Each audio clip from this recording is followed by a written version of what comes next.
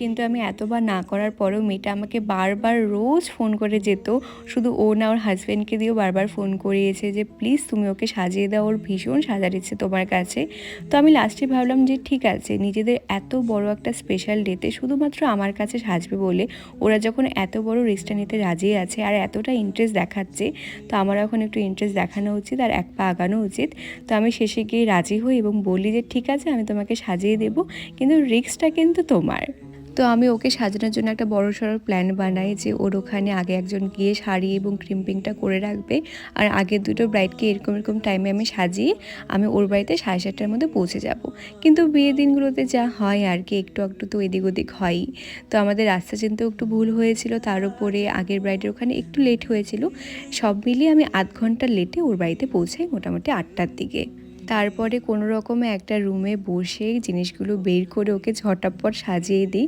আর মিঠু বলে একজন ছিল যে আগে থেকে শাড়ি এবং ক্রিম্পিংটা করে রেখেছিল, তার জন্য অনেকটা হেল্প হয়েছে। তো আমি তাড়াতাড়ি কাজটা কমপ্লিট করতে পেরেছি।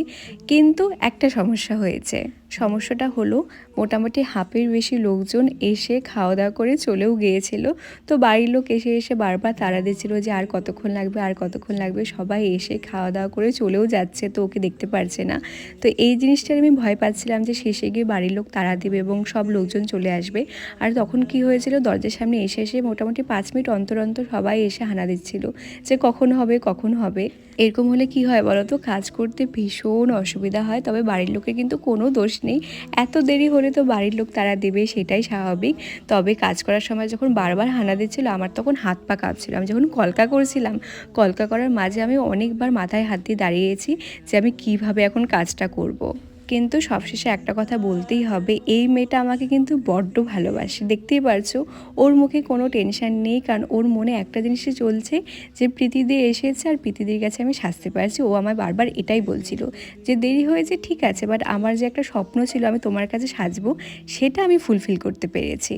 তো এই ছিল আমার এই ব্রাইডের ফুল স্টোরি, আমি তোমাদের সাথে শেয়ার করলাম। একটু ভয়ে ভয়ে ছিলাম ওর বিয়ের দিনের সাজটা নিয়ে, যে এত তাড়াহুড়ো করে আমি কি করে সাজাবো ওকে। তবুও দেখতেই পারছো ও যা যা আমায় বলেছিল, যা যা বলেছিল বলতে ও আমায় কিছুই বলেনি, ও শুধু বলেছে দি তুমি তোমার মতো করে দাও আর আমার যেন একটু সুন্দর দেখায়। তো আমি আমার মনের মতোই করেছি। হাতে আর একটু সময় পেলে হয়তো আরও কিছু জিনিস বেটার হতো, কিন্তু সেই সময়টা তো আগা করেই আমরা জানতাম যে আমাদের হাতে থাকবে না। কিন্তু সবশেষে একটা কথা না বললেই নয়, মেয়েটা কিন্তু আমায় বড্ড ভালোবাসে, আর কারো থেকে এত ভালোবাসা পেলে সত্যিই নিজেকে ব্লেসড মনে হয়।